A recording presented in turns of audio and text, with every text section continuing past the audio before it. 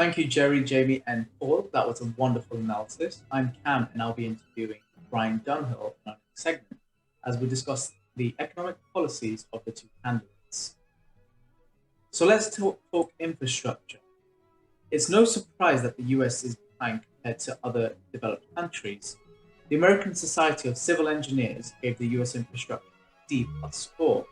Meanwhile, the country's international rank in overall infrastructure quality jumped from the 25th to the 12th place out of 138 countries, according to the World Economic Forum.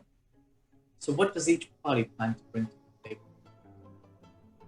Well, thank you for the question. Even more so, thanks for having me, Cam. Always good to see you.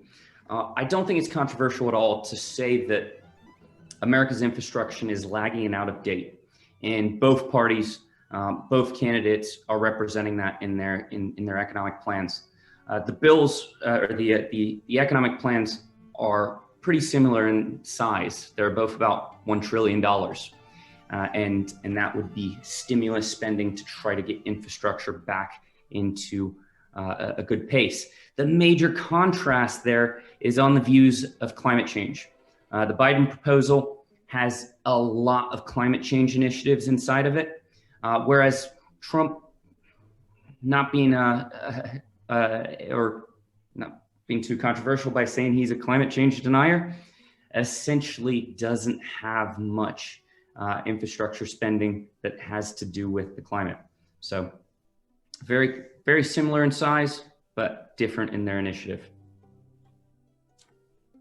From a European perspective, we look at the US as having a low tax rate. What is the economic vantage point of the two parties? Well, this is one of the big issues amongst Democrats and Republicans. And I think it's extremely important right now because not only do we have a lot of deficit spending because of COVID, but we also just had a really large tax cut a few years ago that Trump put in place. Biden naturally wants to remove this tax cut, and it supposedly will only affect people that are making over $400,000 per year. Meanwhile, Trump would like to double down on this and actually increase some of these tax cuts. The Trump Accords are based on the Laffer curve. The Laffer curve makes it so that when individuals have more income in their pockets, they'll end up spending more, which ends up increasing the money multiplier effect, and that will actually increase the wealth of society. The Biden principle is based on the Gini coefficient. And the Gini coefficient is also the Lorenz curve, which means that if you have a lower discrepancy between the rich and the poor, you'll be able to manage an economy more efficiently and therefore grow the economy a little faster. i.e., if you think about putting an extra $1 million into Jeff Bezos' account, he's probably not going to even notice and spend it. Whereas if you give $1,200 to every American evenly, then essentially all those individuals that are poorer are going to spend that $1,200 guaranteed, and the richer might save it or might spend it. So different principles. The main contrast is that the Laffer curve is still just thought of as a theory, whereas the Gini coefficient and the Lorenz curve are accepted concept by economists, and therefore we've seen how they actually work through the system. Famously, the Laffer curve was drawn on a cocktail napkin when it was presented to Reagan, and which pushed out big tax cuts back in the 80s. So big contrast in view on taxes. So how does the US system compare to the rest of the world when it comes to health?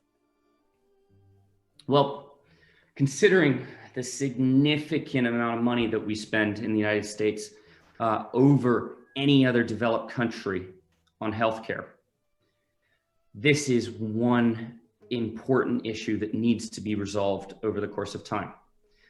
Now, most economists would look at the inefficiency of both plans, whether it be Trump or Biden's plan, in actually solving that overspending in healthcare when it's in a proportion of GDP. So the Biden proposal will naturally increase our deficit, which for the first time since World War II, our deficit is greater than our GDP. Whereas the Trump initiative has a bigger risk on the poor, and going back into the discrepancy of the rich and the poor, that can affect the overall economy. So most economists would agree that neither one of those plans actually is a great plan economically. Globally, we've seen a shift towards nationalism. So how do economists look at the debate between globalization and nationalism?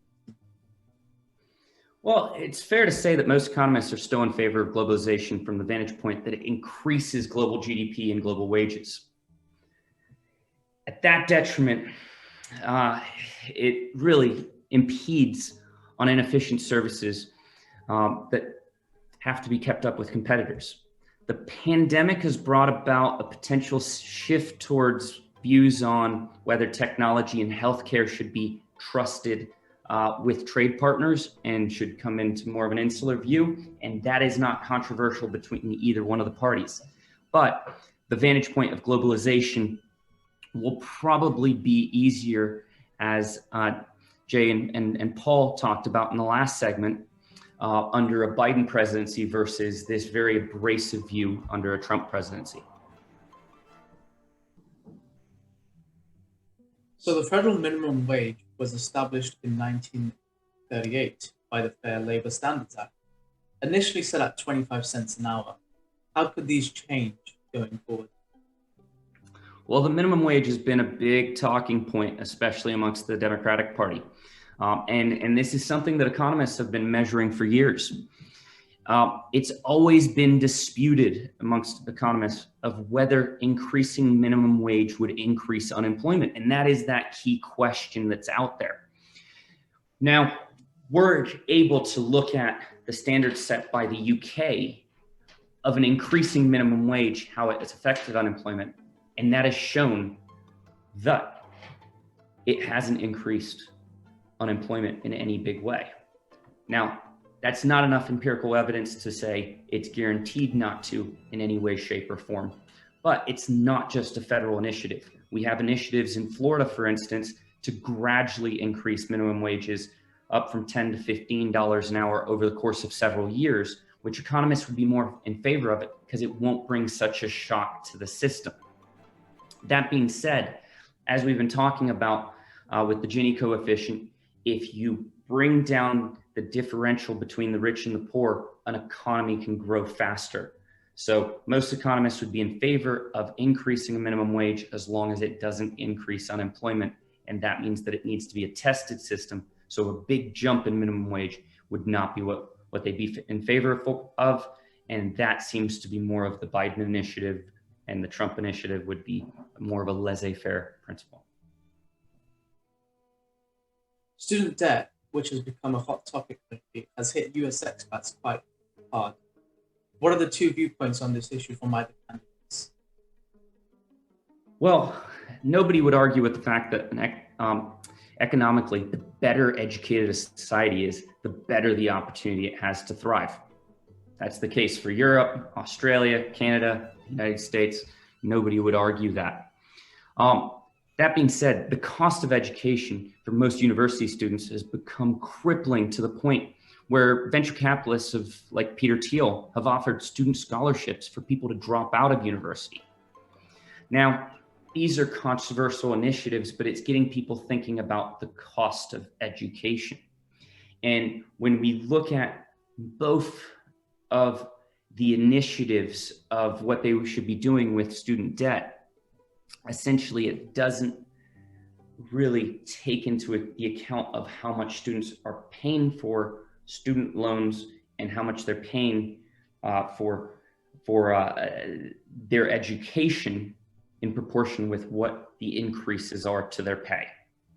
So there still needs to be more initiatives that go into that to keep the society growing because of higher education standards.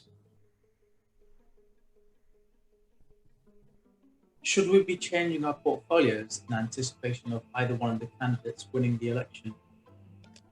Well, that's the million-dollar question at the end of the day. And what I would almost say is, especially as the polls have shown different things, we've seen certain segments of the market performing as if they're already expecting a Biden presidency. We've seen all of these renewable energy companies doing extremely well under the thought of Biden's proposed infrastructure program. Now, whether these will come true or not is the million-dollar question. We would look at it more from the vantage point of a currency policy. We know for sure that if Trump is reelected, we will have a weak dollar policy with, on top of that, large deficit spending. We would expect a weak dollar. If we have Biden in office, it might be a slower bleed. It might be a slower downgrade of the US dollar. But historically, it goes into when we get a Democratic president, the first couple of months are not as good as when we have a Republican president, but historically the markets perform almost twice as good when we have a Democratic president than a Republican president. That's over the last 70 years. At the same time, politics don't drive the markets. They're part of an influence, and therefore we wouldn't recommend the core of portfolios change significantly despite one president or another. We would just look at changing some of the periphery positions. For instance, oil stocks, coal stocks might do better under Trump than they might do under Biden. Perfect. I hope our audience found that breakdown useful. And now we will be introducing a short video on who's to blame for all the detriments that have come about, followed by Mary Louise from the American Citizens. Thank you, Kim, and have a wonderful evening, everyone.